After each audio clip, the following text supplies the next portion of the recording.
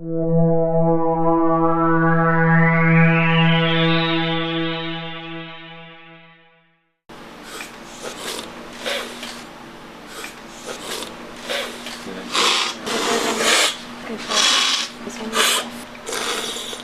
think it was 1989 this roastery was founded. It started out basically as a cash flow for the other business that my boss is with as well, and over the years has basically turned into its own roastery. So I think they've only been roasting here about 10 years or so. Before that, it was basically they would buy, you know, Folgers coffee, something like that, and then sell that away, and then finally somebody said, why don't you just roast your own? I said, why not? And that's kind of how we got to where we are now. We do a lot of offices. We do the University of Illinois. We do a lot of restaurants.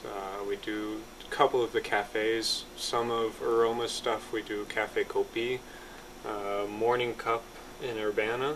How About a Bagel, the Toasted Bean, Jim Gould's. We do Carmen's, Escobar's, Courier Cafe. Go on forever pretty much, but a lot of this whole town, the restaurants are coffee. We're basically a roast-to-order roastery, so if we don't need the coffee, we're not going to roast it. If somebody orders, then we roast it. Probably do about, on average, 15 to 20 roasts a day. Takes probably 7-8 hours sometimes, so I generally, on average, I guess you could say I roast about 700 pounds a day. It's a lot for specialty gourmet, so it's only when I first walk in the morning that I'll notice a smell, or if I just dropped a load of coffee out, usually outside it'll be pretty smoky outside, and I'll notice it then. Other than that, I really don't notice anything anymore. If the wind is going the right direction, you can smell us roasting all the way in downtown Champaign. Some people notice it, some people don't. But yeah, it's the smell of coffee I very rarely actually smell anymore. So.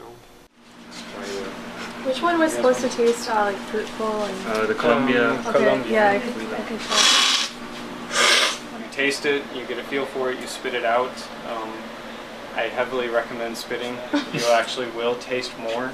Well, like Burundi, for example, I think it's a very lemongrass kind of coffee, but it's also kind of murky.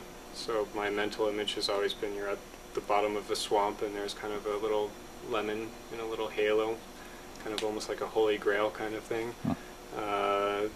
Harar, Ethiopian Harar, I think of as purple, partly because it's blueberry, but it just seems purple. I want to eat it with cereal, and I think of yellow, Smurfs running around. There's some coffees I think of as just bright sunny days, like a Tanzanian pea berry is a very bright coffee, and it seems like one of those sunny days that it's just pounding on you.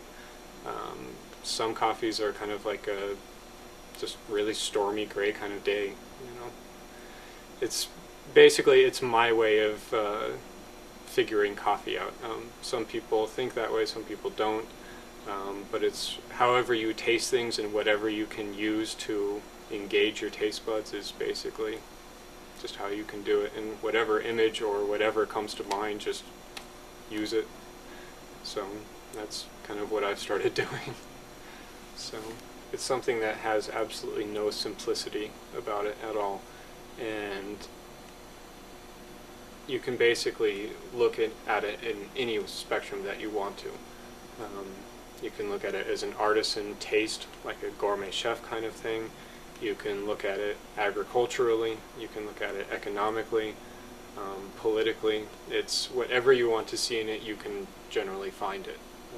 So it's affected by everything, and it affects everything. So, and it's also kind of that wine is so snobby, but coffee is so geeky and kind of second class that everybody kind of likes it because of that. There's no real attitude that you kind of feel like you need to have to be in it, So I don't know. It's